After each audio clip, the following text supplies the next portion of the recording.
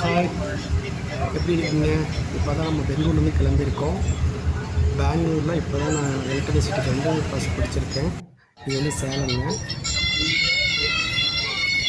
அது வந்து கிருஷ்ணகிரி நோக்கி போய்கிட்டே இருக்கு. இங்கே நிறைய மலைகள் இருக்கும். மலைகள்லாம் பாருங்கள், நல்லா அழகாக இருக்கும், கொஞ்சம் ரம்மியமாக இருக்கும். உங்களுக்கு என்ன கேட்டிங்கன்னா, பெங்களூர் டு சேலம், இந்த கோயம்புத்தூர், இந்த ரூட்டெல்லாம் பார்த்தீங்கன்னா ரொம்ப நேச்சராகவே இருக்குங்க பார்க்குறதுக்கு. ஒரு ஜார்னி பண்ணிங்கன்னா ரொம்ப அட்வென்ச்சர் போல் இருக்கும். உங்களுக்கு அதே போல் பார்த்தீங்கன்னா மதுரை டு கன்னியாகுமரி போகிறீங்கன்னா அந்த இது சிவகாசி, சிவகிரி, தென்காசி அந்த மாதிரி ரூட்டில் போயாலும் எப்படி மலைகள் பார்ப்பீங்களோ அதே மாதிரி ஃபீலிங் ரொம்ப நல்லா இருக்கும். நிறைய தோட்டங்கள் இருக்கும், நிறைய தென்னை தோட்டங்கள் இருக்கும். பாருங்கள், தென்னை மரம் தான் ரெண்டு சைடும். அடையில பெரிய பெரிய மலை குன்றுகள் வரும், ரொம்ப இனிமையாக இருக்கும். என்ன ஜாலி வந்து 5 hours ஜாலி ஆகும். நல்லா ஜாலியாக போயிட்டு வரலாம். உங்களுக்கு வந்து எந்த நேரத்துக்கும் பெங்களூர்லேருந்து இருக்கக்கூடிய ஒரே பஸ் வந்து பார்த்திங்கன்னா சேலம் ரூட்டு, சேலம் டு பெங்களூர்.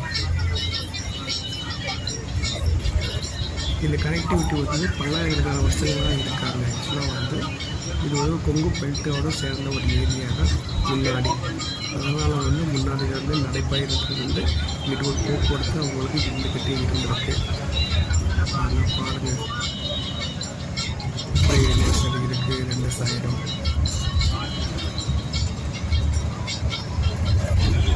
ஹைவேஸில் பாருங்கள், பெரிய ஹோட்டல்லாம் கட்டியிருக்காங்க.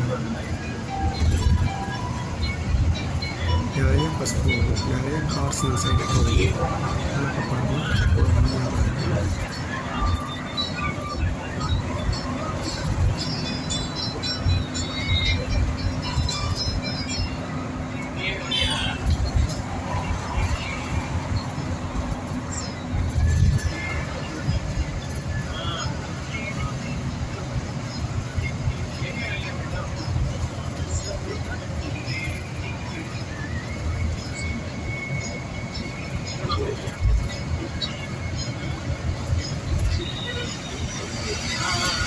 எல்லாம் வந்து பார்த்திங்கன்னா கிருஷ்ணகிரியை தாண்டி தான் போகும் உங்களுக்கு. ஏன்னா அது வந்து பெரிய ஒரு இடமா இருக்கிறதுனால வந்து கோயம்புத்தூர் போகணும், அப்படியே கிருஷ்ணகிரி வந்து அப்படியே டேரெக்டாக போகும்.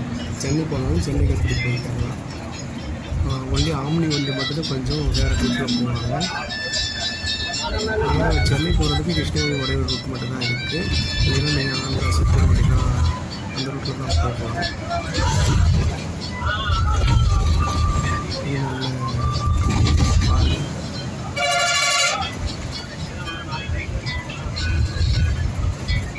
எப்பயுமே வந்து ஒரு ஈவினிங் சமயத்தில் வந்தீங்கன்னா ரொம்ப நல்லா ரம்மியமாக கூலிங்காக இருக்கும் அந்த ஏரியாலாம்.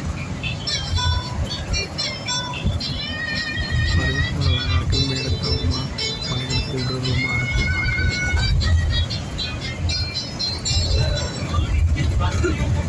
இங்கே தான் வந்து பார்த்திங்கன்னா ஆதி காலத்தில் கற்கால கருவிகள்லாம் வந்து பார்த்திங்கன்னா பூம்பாறைகள்லாம் சொல்கிறாங்க. நிறைய இடங்கள் இங்கே தான் கண்டுபிடிச்சிருக்காங்க. ஏன்னா இந்த லொக்கேஷன் வந்து பார்த்திங்கன்னா ரொம்ப நேச்சராக இருக்கிறதுனால பழங்காலத்தில் வந்து குளிர்ந்து போகுது. இப்போ வந்து மக்கள் அடைஞ்சிட்டு நெருக்கமாக இருக்கிறதுனால உங்களுக்கு மரங்கள் இதெல்லாம் விற்றுனதுக்கப்புறம் என்னாச்சுன்னா கிளைமேட் சேஞ்ச் ஆகிடுச்சு. ஆனால் முன்னாடி இந்த பகுதியில் அந்த வளம் போல் அழகாக வளங்காடு போல் இருந்திருக்கு. நல்ல செடி புதுமையான பகுதியாக இருந்திருக்கு. அதனால் மனித குலம் வந்து பார்த்திங்கன்னா இந்த இடங்களில் யாரும் ரீச் ஆக முடியாது. நல்லா என்ஜாய் பண்ணியிருக்காங்க ஓல்டு மனிதர்கள். அவங்க பயன்படுத்துகிற பற்கால கருவிகள் எல்லாமே இந்த இடத்துல கிடைச்சிருக்கு. பாருங்கள், ஒரு மலத்தூரையும் நடக்கலாம். பாருங்கள், வண்டி காசு வண்டிகளுக்கு பஞ்சமே இல்லை. ட்ராக் வண்டிகளுக்கு பஞ்சமே இல்லை. எல்லா சைட்லையும் பெங்களூர் லைஃப்பில் ரொம்ப நல்லா இருந்தாங்க. பெங்களூர் லைஃப்பில் நல்லா சுற்றி கிளைமேட் ப்ரெஷரே இல்லாமல் இருக்குது. பக்கத்தில் இருக்கிறவங்க சென்னை ஏரியா முடிஞ்சால் ஒரு 4 hours 5 hours காரில் போகணும், பைக்கில் வந்து போய்கிட்டே இருக்கலாம். ரொம்ப ஷார்ட்டஸ்ட் ஆப்பர்ச்சுனிட்டி பக்கத்து சிட்டி பெங்களூர்.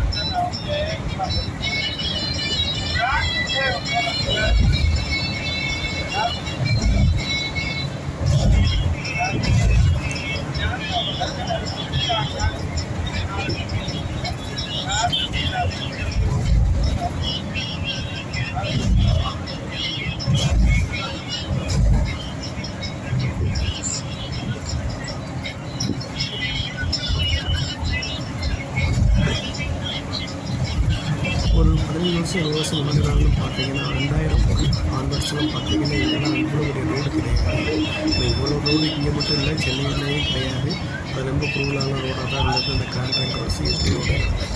அதே போல் தான் இங்கே ரோடே கிடையாது. மேலே அந்த மலை குடஞ்சி வெட்டி மண்ணெல்லாம் அள்ளி செஞ்சு போட்டு இப்போ என்ன பண்ணிட்டாங்க கேட்டிங்கன்னா ஒரு நார்மல் ரோடு போல் ஆக்கிட்டாங்க.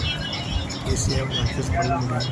உங்களுக்கு எந்த நேரத்தில் எந்த சிட்டிலேருந்து பெங்களூருக்கு வண்டி இருக்குது, படிக்கிறதுக்கு வண்டி இருக்கிறதுக்கு எதுவுமே எல்லாமே ஃபோன் போல் ஆக்கிட்டாங்க.